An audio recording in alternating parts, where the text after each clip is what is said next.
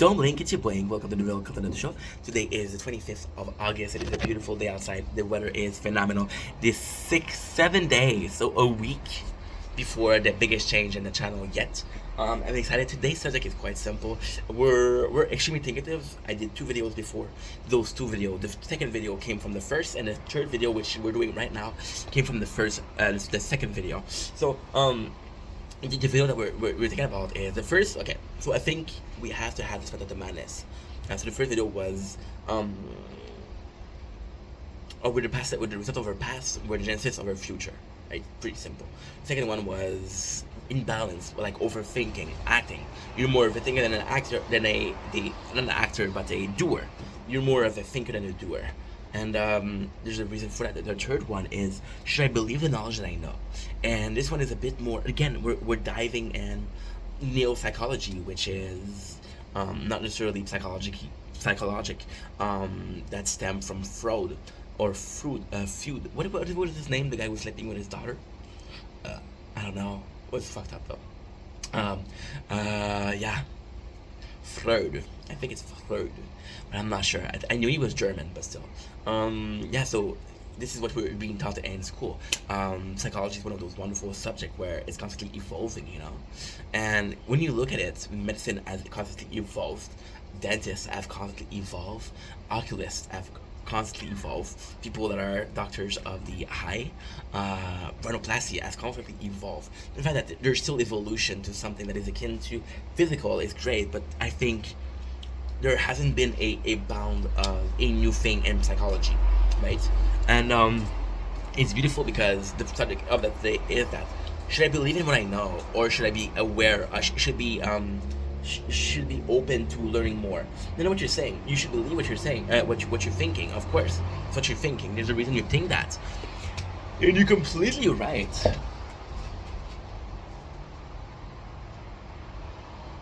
To a certain degree. Sorry, I'm playing the tower. We haven't played in a while, so I miss it. But you're right in a certain fashion. So let me give you the idea that stemmed that very theory. So the idea that stemmed this very theory was understanding or acknowledging the fact that, okay, well, I got stabbed when I was young. No, I didn't get really stabbed, right? It's an example. I got stabbed when I was young, so I'm afraid of things going in my skin, right? Which is possibly a fear of needle also. But if you had a needle, if it wasn't for a vaccine, if it was for a medication that is administered during through needles, right? You being afraid of it is preventing you from healing, right? So for vaccine, right? I'm gonna be a bit controversial. I'm not a conspiracy theorist. But if you take away the vaccine for example, monkeypox, take away the vaccine for a sickness like COVID, right, or a coronavirus, right? Apart from these two, I would believe, and even though I'd be doubtful, a vaccine versus cancer, or vaccine versus VHS, right? It's crazy to believe that a vaccine versus VHS would be the answer. People wouldn't be as likely to wear a condom, and the problem of underpopulation, right, would be going down, because there's a problem of underpopulation. I think the 4th video was actually cool. But yeah, so I'm afraid of knives. I'm afraid of needle. I'm afraid of getting vaccine, right? I'm afraid of dentist because of the loud noise as a kid, and that's gonna be super silly. But as a kid, right, I was afraid of toilets because the loud noise. The swoosh of the pulling the, I don't know how you said it in English, flushing the toilet, yeah, the flushing, the noise made me scared. And see, that fear of the toilet evolved into a fear of loud noises. And it's kind of funny because as an adult, loud noise is me reacting to loud noise. For example, there's a loud noise that happened to the east, automatically I'm going to be turning to the east. Now my direct reaction is a reaction of fear and stress, right? And for a long time, I thought that me being afraid or me being cautious of loud noise was a stress response. So I'm responding this way because I'm stressed, right? But what if it stemmed from a fear of the toilet? And what if that knowledge was supposed to be something I believe? Um, again, understanding you're not, and it's such because you can be convinced of something that is wrong, right? Somebody told you something that is wrong, and because you told that person, you're convinced that it's the truth when it's not the truth. So because you're convinced that it is the truth, when the answer or the truth is coming to you, right, you're not going to be acknowledging, you're not going to be open-minded to listen to it, so you're going to be blocking it out. And the reason that you're blocking it out is because you trust your knowledge, right? But if your knowledge is wrong, so it goes to show, should you trust your knowledge or not trust it? But then in reality is you're gonna step. And again, I'm gonna have to go with balance. In the balance and making the right choices to maintain that balance of happiness and sadness, or good versus evil. Always a balance, always a yin and a yang. The yin and a yang, which is one of the oldest, if not the oldest, spiritual belief in Buddhism, right? And it's kind of cool because we have that knowledge. Once again, it's been the knowledge. Like if you look at the Bible, and again, I've been talking about religion lately, right? And I've been reading a bit of the Quran, and I'm not gonna convert. I'm not gonna revert, as they call it. I just find it interesting. I find it interesting because again, it's a book that has led people's life, right? And there's knowledge in that book that you don't get anymore. And that book knowledge is also a situation of, okay, well, I'm gonna be listening to that in that book, and I believe that this is the truth, right? I don't know on purpose if it's the truth. I don't know if it's truly the truth, but I have to believe that it's the truth because it has some credibility. So the credibility of the Quran and the Bible, the credibility lies in the age of the book. So, for example, you look at a book like, I don't know, you would look at a book. It's weird because you look at a book like, I don't know, the the mythology, right? And I don't know if a lot of people still believe in mythology, Nordic mythology, Greek mythology. I don't know if a lot of people still believe in that. If you look at Greece, because Greek mythology, would you see more people that are Christian or Celtic? Because yeah, the religion for Greek mythology is Celtic. The religion for Nordic mythology, which is toward Loki, Odin, right? That would be the Celtic mythology also, right? I don't know if a lot of people still are Celtics, but it goes to show like a Bible and a Quran, maybe the Torah too. I don't know. I'm talking about those two because I read those two.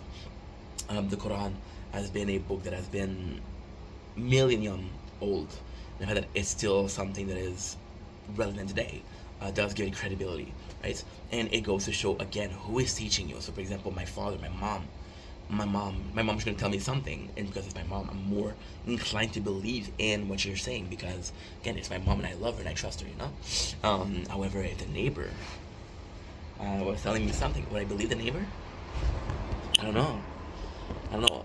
Not because I don't like them, but because it would be contradicting what my parents told me, and my parents are gonna be more important or more impactful in my life, which is normal, completely normal. I think good parents or bad parents are going to be impacting you in a good or bad way in your life, no matter what, right? Even absent parent, the fact that you don't have those parents are going to be creating a craving, and that craving in itself is going to be harder to believe, you know?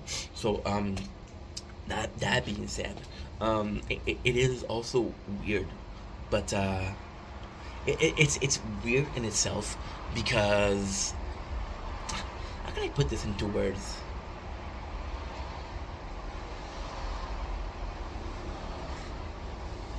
I'm fearful of what I know. I'm fearful of what I believe in. I'm fearful of the thoughts that are starting in my head. Not because they're dangerous, not because they're frightful, but just because does me believing or truly believing in something equates to not being open-minded to believe in something else.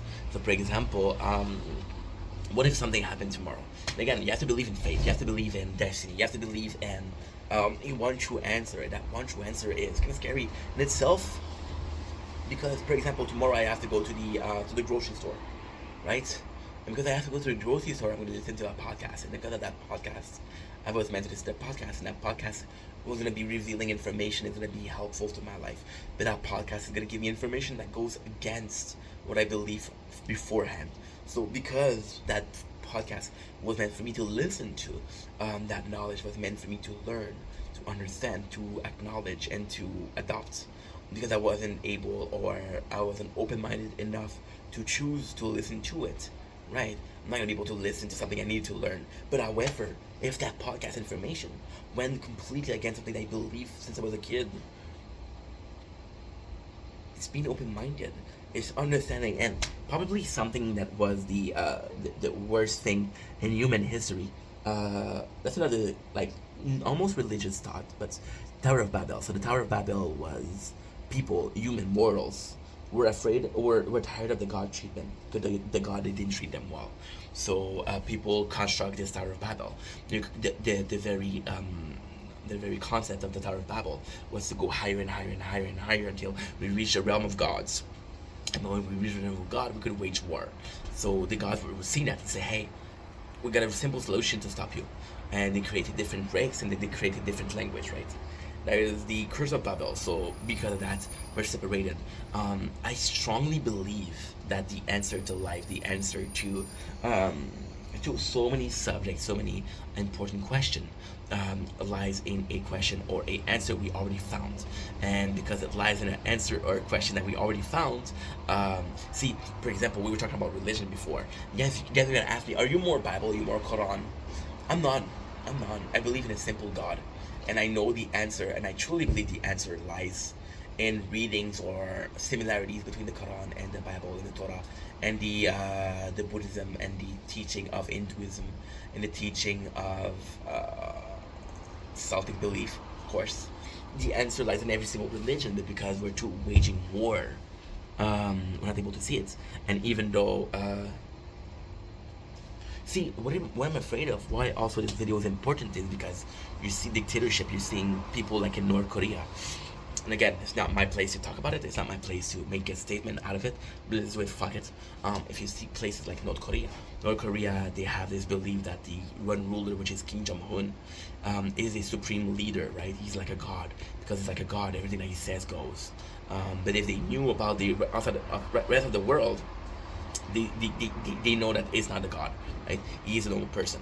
The problem is with Kim Jong-un, a lot of this is generational belief. So Kim Jong-un family was a monarchy, which is, again, monarchs, which are basically royals, right? We're following royals. The fact that Kim Jong-un got to power when his uncle died is, again, it's a family that's had power, because it's a generational thing. Your parents are going to teach you, hey, he is a god, right? And everybody else is going to tell you he's a god. So 100% of the people are going to believe so, because that's the common belief. The common belief is he's a god, right? And if, and only if, you were to acknowledge that he isn't a god, your entire life has been spent thinking that he's a god. Your whole truth, your whole being, your whole belief system is shaken or taken away. That's insane. We're seeing Gandhi as almost as a Holy Spirit. We're seeing Buddha as almost a Holy Spirit. We're seeing Jesus. We're seeing Muhammad as religious people that were truly descendant or messenger of Messiah, of God's, right? What if it wasn't? I don't know. The only reason, and if you guys didn't understand it, let me put it in the last example. Super simple. You have a time traveler, right? That time traveler comes from the future and tells you everything. We'll take a extremely old extremely old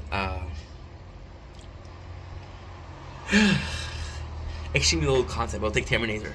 Fun fact: Terminator is the person who made we'll make a video out of it. The person who made Matrix took inspiration from the Bible. Neo is Jesus, and the Terminator is them failing. Terminator is the before Matrix, right? It's kind of cool.